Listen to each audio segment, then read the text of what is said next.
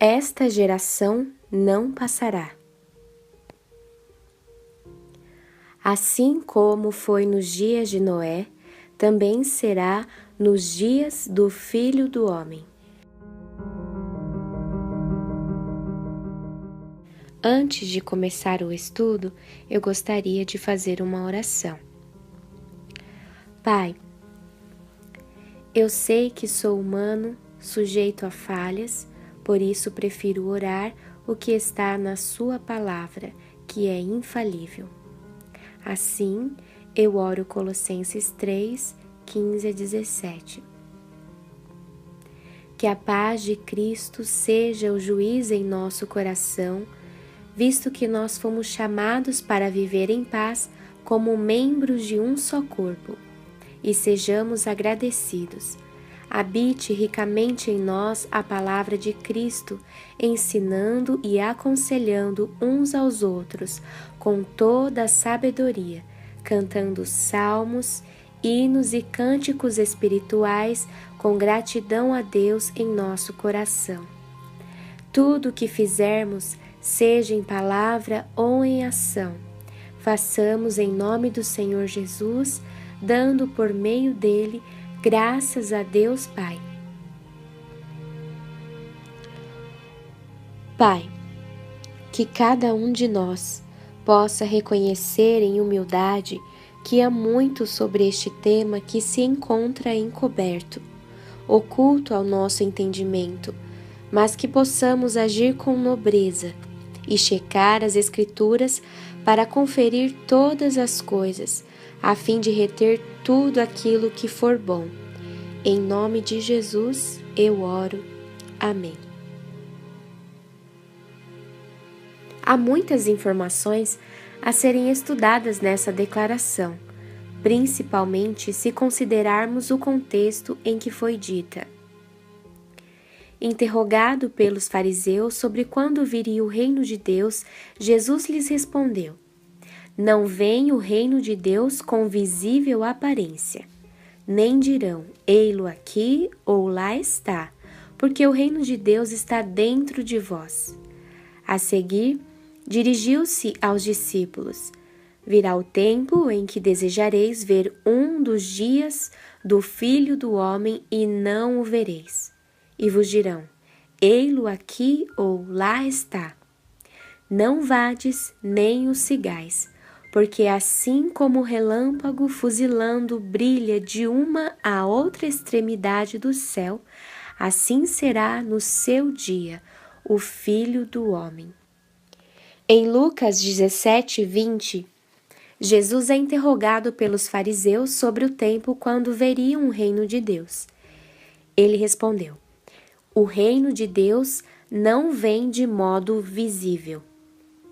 No 21, ele informa que o reino está dentro do homem. No 22, ele afirma que desejarão ver um dos dias do Filho do Homem, mas não verão. Vamos analisar isso. Desejarão ver um dos dias. Isso certamente não é o mesmo que o dia do Senhor. Esses dias, no plural mesmo, apontam para um período, uma era, a era da graça ou a era da igreja. Eles desejarão ver, mas não verão porque a igreja foi arrebatada e a era da graça se encerrou. É o reino dentro do homem que não poderá ser achado. No verso 23, aparecem falsos cristos e há um alerta para que os judeus não o sigam, porque no verso 24, ele afirma que os judeus verão o Messias vindo como um relâmpago cortando o céu de uma extremidade à outra. O relâmpago fala da segunda vinda, visível e barulhenta, afinal todo relâmpago é acompanhado de trovão. O relâmpago diz respeito à segunda vinda, porque em Apocalipse 1:7 está dito que ele vem nas nuvens e todo olho o verá, em oposição a um dos dias do Filho do Homem, que desejarão ver, mas não vão conseguir encontrar. A busca pelos dias do Filho do Homem, que não é visível e não será encontrado, pois fala do arrebatamento. A comparação que é feita por Jesus envolve duas épocas: dias de Noé e Ló versus dias do Filho do Homem. Características gerais: comiam, bebiam, casavam, davam-se em casamento, compravam, vendiam, plantavam e edificavam. Essas características apontam para um período em que a vida parece seguir seu curso normal, de um modo geral, com relativa paz no mundo. Isso contrasta com o dia do Senhor, aquele dia de trevas e angústia. Agora, dia do Senhor versus dias do Filho do Homem.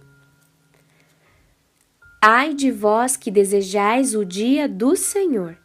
Para que desejais vós o dia do Senhor? É dia de trevas e não de luz. Portanto, farei estremecer os céus e a terra será sacudida do seu lugar, por causa da ira do Senhor dos Exércitos e por causa do dia do seu ardente furor. Então, os dias do Filho do Homem é diferente do dia do Senhor. Uma vez que diferenciamos essas duas terminologias, vamos investigar um pouco mais sobre os dias de Noé. Para sermos mais específicos, vamos analisar o tema em torno de uma pergunta: quanto tempo dura uma geração bíblica? Ainda não vamos falar dos gigantes e néfilins e aquelas coisas esquisitas de Gênesis 6. Podemos retomar esse assunto em outros estudos. Aprendei, pois, a parábola da figueira. Quando já os seus ramos se renovam e as folhas brotam, sabei que está próximo o verão. Assim também vós, quando virdes todas estas coisas, sabei que está próximo às portas. Em verdade vos digo que não passará esta geração sem que tudo isto aconteça. A figueira representa Israel como nação e este gráfico apresenta algumas datas importantes para a formação do Estado de Israel agora em nosso tempo. Depois do ano 70 d.C., com a destruição do templo e de Jerusalém pelo exército romano, os judeus foram espalhados pelas nações do mundo e ficaram sem pátria até 1947 e 48. 1947 foi assinado o documento pela ONU e em 1948 os judeus começaram a voltar e organizar seu país. Seguindo o padrão bíblico de Daniel 9, vamos considerar o ano de 1947, porque contamos do momento que se assina o decreto. Sabe e entende, desde a saída da ordem para restaurar e para edificar Jerusalém. Vamos comparar agora eventos históricos à luz de algumas passagens bíblicas que falam do tema geração. Como marco zero, vamos colocar o ano de 2017 apenas porque acontece de ser o ano em que o sinal de Apocalipse 12 parece se configurar nos corpos celestes. A geração de Noé.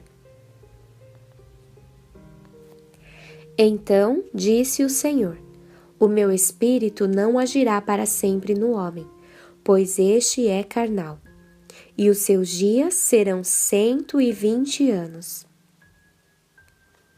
Voltando 120 anos a partir de 2017, chegamos a 1897. Em 1897 foi realizado o primeiro congresso sionista em Basel, na Suíça. Seu idealizador foi Theodor Herzl, que escreveu em seu diário: se eu fosse resumir o Congresso de Basel numa única palavra, que vou me guardar de declarar publicamente seria isto: em Basel eu fundei o Estado judeu. Se disser isso em voz alta, hoje seria recebido com gargalhadas no universo inteiro. Em 5 anos, talvez, mas certamente em 50 anos, todos vão perceber.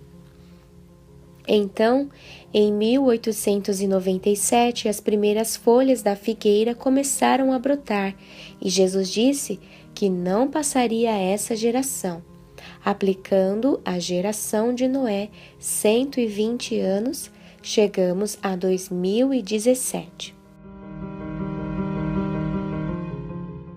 O Jubileu, período de 50 anos. Santificareis o ano 50º e proclamareis liberdade na terra a todos os seus moradores. Ano de jubileu vos será, e tornareis cada um a sua possessão, e cada um a sua família. Voltando 100 anos, que são 2 jubileus, a partir de 2017, chegamos a 1917. Em 1917, a Grã-Bretanha emitiu a Declaração de Balfour, que foi o primeiro ato oficial permitindo aos judeus o direito de organizar sua terra novamente, dando fim ao controle turco-otomano.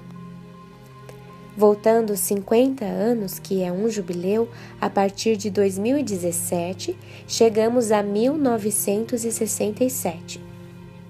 Em 1967, houve a Guerra dos 6 Dias, quando Jerusalém voltou para o controle dos judeus, exceção feita ao Monte do Templo.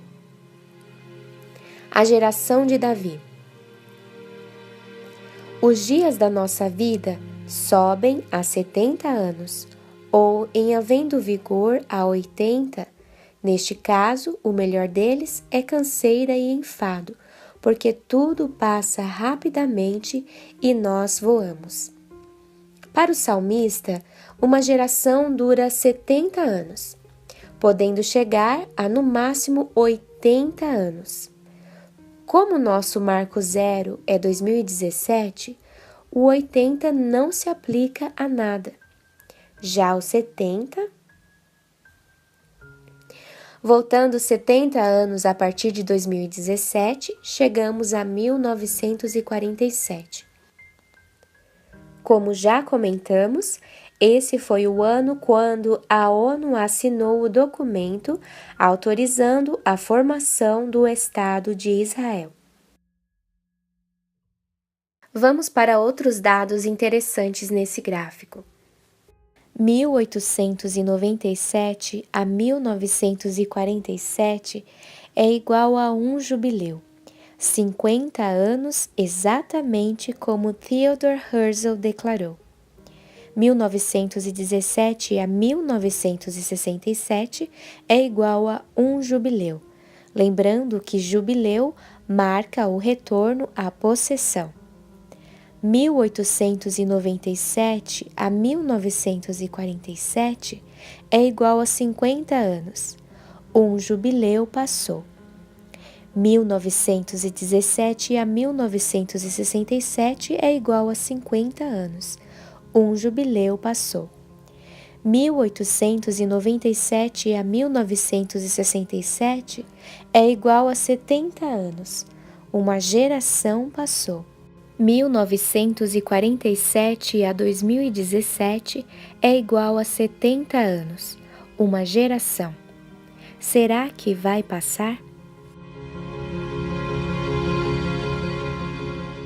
O que outros estudiosos também apontam. E. W. Bullinger escreveu o livro intitulado Número nas Escrituras. Ed F. Velo escreveu o livro intitulado Matemática Bíblica. Quais foram suas descobertas? 120 é o período divino apontado como tempo de prova. 1897 a 2017 é igual a 120. 100 indica os filhos da promessa. 1917 a 2017 é igual a 100. 70 se aplica a Israel e sua restauração. 1947 a 2017 é igual a 70. 50, jubileu ou libertação. 1917 a 2017 é igual a 50 mais 50. E 1967 a 2017 é igual a 50. Resumindo, profeticamente, o ano de 2017 apresenta peculiaridades que outros anos não apresentam. Seria mera coincidência? Tudo indica que não. Há um Deus que planejou cada detalhe da história minuciosamente. 2017 pode estar apontando para o retorno do monte do templo para as mãos dos judeus a fim de dar ocasião à reconstrução do templo. Isso não deve acontecer sem guerra. E hoje, 22 de agosto de 2017, Amir Tsarfati publicou em seu blog que foram interceptados 2 carregamentos de armas químicas vindas da Coreia do Norte para a Síria. O Irã também está em aliança com a Coreia do Norte e infiltrando armas na Síria. A dúvida que paira nessa notícia é: quantos carregamentos de armas não foram interceptados? Aprendei, pois, a parábola da figueira. Quando já os seus ramos se renovam e as folhas brotam, sabeis que está próximo o verão. Assim também vós, quando virdes todas estas coisas, sabei que está próximo às portas. Em verdade vos digo que não passará esta geração sem que tudo isto aconteça.